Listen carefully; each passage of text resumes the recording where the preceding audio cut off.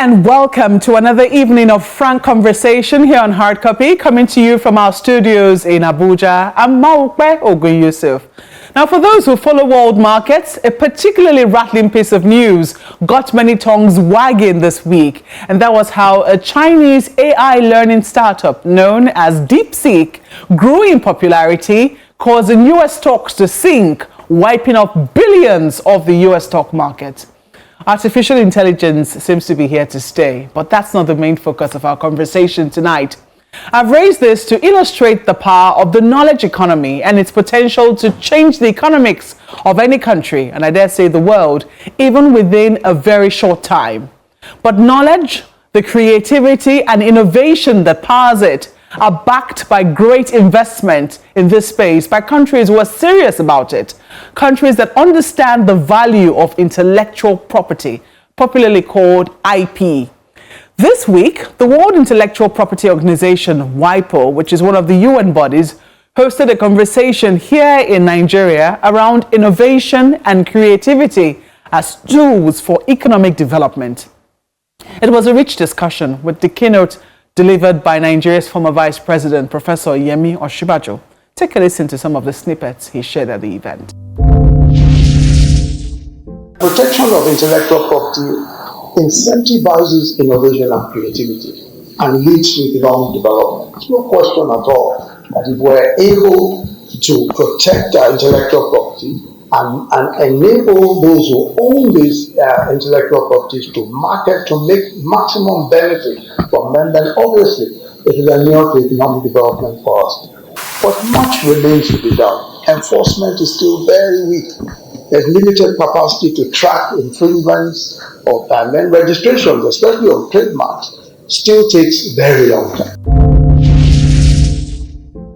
On Hard Copy tonight, I asked the DG of WIPO in Nigeria if he's afraid that Nigeria is lagging behind. Dr. Oluwatobiloba Moody, welcome. And thank you for coming on Hard Copy. Thank you for having me here. Okay. Well, some people will say we're in precarious times. I mean, the world is so uncertain right now. Some people say, oh, it's a time of great opportunity for those within the intellectual property space. Some also say it's a time of great uncertainty. Yeah. What would you say? Where do you see intellectual property? You know, thank you so much again for having me. It's a pleasure to be here, as always. Mm-hmm. I do think, of course, as you've rightly outlined at the outset, you know, intellectual property is such a key element for growth of nations. It has the potential to transform societies. And, of course, as we're moving into a whole new knowledge economy with increased data sets, with increased speed around computing systems, we also see introduction of AI, you know, new works generated by artificial intelligence, as you rightly pointed out. I'm not sure it's so much a question of uncertainty. I think it's just a way of thinking of new ways of living, of collaborating with AI as it enters our markets. And I think there are lots of, you know, the intellectual property system, I should say, is designed really to reward human ingenuity. So it's a human creativity, human innovation. But then we also see that these artificial intelligence products and you know sometimes are being depended on and being used, and so the creator sometimes wonders what's the future like for me if I'm not relying on that. But I think overall human ingenuity is still at the heart of all we see in the innovation and creative space today. How do you see it affected that particular space though? I mean, AI. Yeah. And I know, I mean, I've been having this conversation only recently. A friend of mine wrote a book, you know, how to write and monetize it, and he also dwelt a lot about, you know, the position of AI. I have friends who are poets, for instance, and they have talked about how the use of ChatGPT, simple as it is, you know, can actually help with your writing, help with your creativity, so to speak. And I don't know how that space, you know, do you think that there could be gray areas as AI continues to get involved in the creative process? I mean, absolutely. And to be honest, even the greatest of experts will find it very hard to predict where we're headed to, especially with AI in the frame. To say that it won't have an impact is totally a lie. Do you ever see a situation whereby those who create these learning tools, this, you know, tools that help with the creative process Yeah. ever coming to say that they deserve royalties from what has been created? After all, they were the ones who created this, which has enhanced whatever work people are doing. Absolutely. We've had situations like that. Already? And yes, there have been cases like that where people feel, oh, well, but it's my work. I mean, I wrote the algorithm. I did this. So everything that comes out from there I should get a royalty. And sometimes, just with a human element, I sometimes think, but if there was to be liability questions around something that comes from this work, who do we point to? I mean, many times we say, no, look at the machine. It's hard to really say that a human will be the one to take what a machine has created if he hasn't been directly, or he or she hasn't been directly involved in that creative process. So yes, we do have those cases already. Interesting, but let's come back home. Let's bring it back home to where we are now. I mean, listening to the Vice President enumerating some of the challenges that, the creative space, intellectual property is facing in Nigeria, talking about how we need to even police, some of the streaming platforms, for instance, talking about how we need to see how we can get rid of piracy, etc. How much progress would you say that we've made in protecting intellectual property in Nigeria? Because we know that piracy is still a very big issue. It is. I think we've definitely made a lot of progress. I mean, and I try to say that because when you watch the trends or you see how things are evolving, when you want to address things like piracy, you first of all really need to understand the context in which it operates. The fact that you can call out piracy, I think already is an indication that there is an awareness growing. And I think what we've really lacked for a long time has been that culture that says it's wrong to take someone else's work. Not because people want to necessarily do that, but sometimes just because they don't even know it's a wrong thing. And so the awareness, the sensitization is yielding efforts. And I think that's a very positive thing to say. But if you followed that conversation, which I know you did, and one of the panelists had also highlighted that there is a constant demand for creative works, for creative output. And so piracy in many ways is, she tried to call it more like a proof of concept, which I found a very interesting angle to look at it. A proof of concept in the sense that the fact that people are trying to copy or rip off someone else's work is, it could also give us a sense that there is a huge demand that is not being met. And of course, while that doesn't justify the copying or justify piracy, I think what her argument was essentially to say, how do we use these indications of piracy as a way to strengthen our creators or our innovators to be able to meet with that actual demand, which it seems is not being met. But I think if I go back just to say that where we are now as a country, I think there is a clear step forward. And it's not just on reduced numbers, but I think, first of all, the piracy we talk about today, it's not just physical piracy. We talk about the digital piracy, and that again requires a whole new set of approaches. I believe the Copyright Commission has been doing quite a lot to address that. We think about also the legal frameworks, the policy structures around. And of course, you can see there's a clear push by the administration to get this intellectual property policy over the line, which again, I think is pointing to the right directions. And so there's just so much to say that we have made progress as a society. Not there yet, but we are in the direction. It's interesting you mentioned digital platforms, because before now, one of the areas we had begun to see Nigerian creatives, see as a way to protect their work from piracy, the physical piracy that we're all very accustomed to, is to use more of the digital platforms. How is that happening? You mean how they try to protect with digital platforms? No. How is it happening that, piracy is still happening even on digital platforms? Well, I mean, that is even, I think it's a whole beast if you think about it. The thing with the digital platforms is that you have the rights, of course. So when you go on a digital platform, a streaming platform, whatever it is, it's easy for you to track. You can see where things are. And I think a lot of the streaming platforms, they also have inbuilt mechanisms that try to track and to check. And so that's really, really helpful. But what you also do have is you have people able to disguise or hide behind phony sites, essentially, and upload content that belongs to other people and also get the royalties from those or rewards from that, essentially. So if, for example, there is meant to be an exclusive content hosted on a particular streaming platform and you're able to find it on different platforms, that already is a breach of, is an infringement of the right of the original uploader. So I think in that context, the broad opportunities for people to use multiple avenues to upload content and still have audience who, for economic reasons, or they find it easier to, beat the system. I don't have to pay for this. It's then they go there, they access that content. All of that points to losses to the original content holders. So for us in Nigeria, with us moving now more of our creators looking more to the digital space, be they writers, be they singers, producers of songs and those kinds of content. With more people going to those platforms, are they still at risk? Do they still need to be aware? And what sort of protection would you be advocating the government providing for them? So I think that, of course, you're always at risk when you put your content out, but I think when you also engage with an original, a creator or a creative who puts their content out, most times what is really at the heart of their efforts is to have their content consumed. They want people to engage with their content. So I don't think it's But they also want to get paid. They also want to get paid. So it's not so much they want to prevent people from accessing these. They do want people to use and to enjoy, and they want people to share, to like.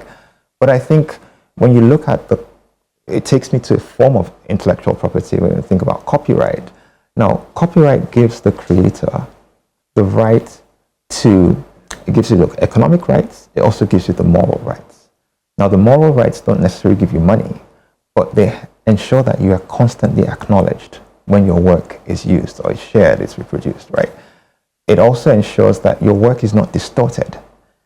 So if you had put out your work in a certain way that reflects how you want it to be, someone else doesn't take it and mash it into their own form and claim that it's theirs or say it's yours, but they put it in a different way out.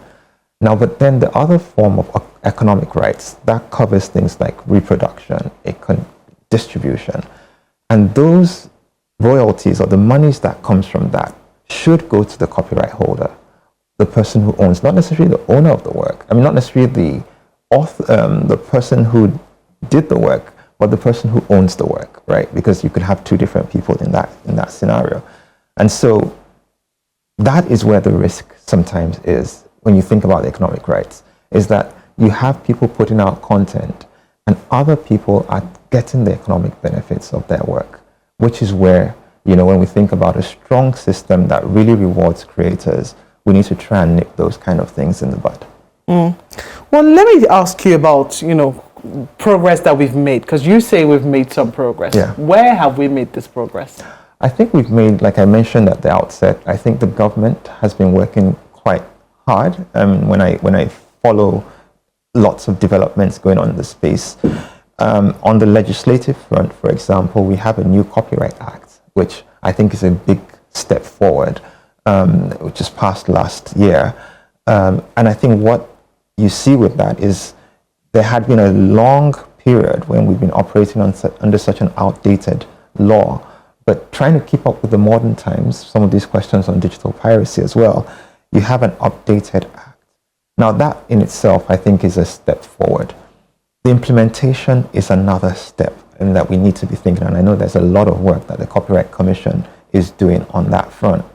I think it's also great to see the work that the Ministry of Arts, Culture, Tourism and the Creative Economy is doing, really to advance and to advocate IP in the context of the creative industries. And there's a lot of work that we've been working, the cultural policy that's really recently been that's been finalized. There's the IP policy that they're working also very closely with the Ministry of Trade on. I think also when you look at what's going on in the registries, and this is more on trademarks and patents and designs, you can clearly see that there is a push to update the automation systems that would help it make it easier for users of these systems to register their intellectual property.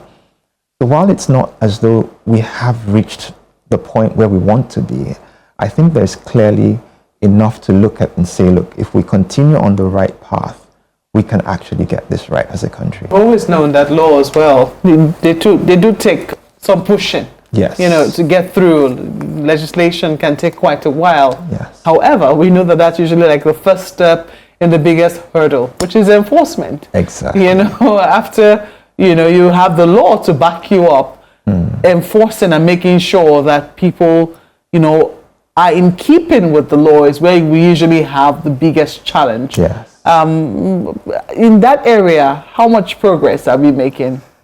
Wow. So on enforcement, I think it's very hard to speak to enforcement, and not because I don't have the data, but I think it's also because the first point I often feel around enforcement is, you know, people being able to identify that their rights have been infringed. And of course, it also means that what are we doing with our customs, with our police officers, you know, it's with the judiciary, how are these happening? And I know that while we have a number of trainings, a number of support packages, I just don't at this point have the data to be able to say, look, this is how things have moved. But I know that clearly when I look at how people react to infringements and how people are called out and how people are making restitutions and people are saying, look, we acknowledge, we hold our hands up, we've done wrong, I think it tells you that the first line of enforcement in the society is already working. And that's because there's a lot of awareness around where IP infringements are. And of course, you now need to be able to back that up with the structures and institutions that are responsible for enforcement in the society. Now, some people will say it hasn't erased the piracy market, say in Alaba, for instance. Right. We still have that as a challenge, don't we? We do. But I know following the work of the Copyright Commission, you've seen a number of raids going on, and it's very hard. But I still feel like many times, even when these raids happen, it's more symptomatic because you see that this is a small part of a bigger puzzle that shows us that the problem is still there. But of course, I think we're moving in the right direction. What are some of you've talked about legislation as one of the things that we're doing, but moving forward, in the next couple of months, sometime in April, we're going to be celebrating Intellectual Property Day. It's not clear yet what the theme for this year will be. Oh, I'll tell you. I'll tell you. It's going to be on music this year. Music? Oh, well, so interesting. So we're looking forward to it. Yeah. But, you know, moving forward, say in the next 1 to 2 years, short term, what are some of the things that you think that Nigeria can quickly leverage on, that we already have within our space, that we can leverage on to continue to, you know, press home the fact that we're serious about protecting intellectual property?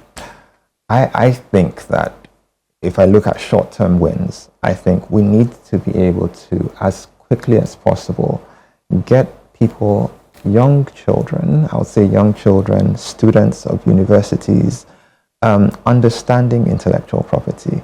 And it doesn't take too much. I mean, general studies courses in universities, the content is there. Some universities already do it, but can this go across the country? What it then does is when you meet graduates or you meet students coming out who, by the way, are creators in themselves, they have that first level knowledge of intellectual property. And so I think that's one thing that I can really point to as an easy, or not easy, but as a quick win that we can push on. I think the other thing which is really in its advanced stages is actually this policy, and this suggestion I made is actually even contained in the national policy draft. And so getting the national IP policy over the line and getting, you know, the key institutions and stakeholders who are involved all around a table, around a common harmonized approach to strengthen IP in the country, again, I think is a great way to go. So I think we have like the IP policy, I know is meant to happen in a few weeks, a months, going by what the ministries have mentioned to us. And so there's a lot that we can be hopeful for. Yeah, I think we already discussed AI concerns, what you see as a threat. But let me quickly take you to something we discussed last year, which is, protection of cultural property, cultural, intellectual property, and, how, whether the conversations around it are advancing. I do know, I know that last year, I think I must have raised the question around things that people wear, things that are native to a certain group of people, knowledge around traditional medicine, for instance, and also things that people wear. There have been talks around pirating of these things. I don't know whether pirating is a word to use now, but I'll give you an instance. Adire that, we know is local to a particular area of, well, I know that quite a number of cultures have their own different type of tie and dye. But it is known to be culturally, well, I say native to certain places in Nigeria. And yet we now see it being imported, from China. Ashoki is being imported from China. And you have to ask, even by the name, you know that these things are the intellectual cultural heritage of groups of people. I don't know how far the conversation has gone around those types of things. Is it now accepted that, look, this is the new world we found ourselves in, or is there a way that countries are being told that some things really need to be reserved and preserved because they are within the purview, the heritage of a people? Yes, and thanks again for bringing this question, which I think it's so critical, especially to countries like ours, where there's so much of our culture that defines who we are as a people. And so maybe just to say that since our last conversation, and I know I had mentioned it during the last conversation, that WIPO member states had agreed to move towards the adoption of a treaty. And we're really pleased that last year, May, that treaty was adopted. So there's a treaty that focuses on protection for genetic resources and associated traditional knowledge on the platform of WIPO.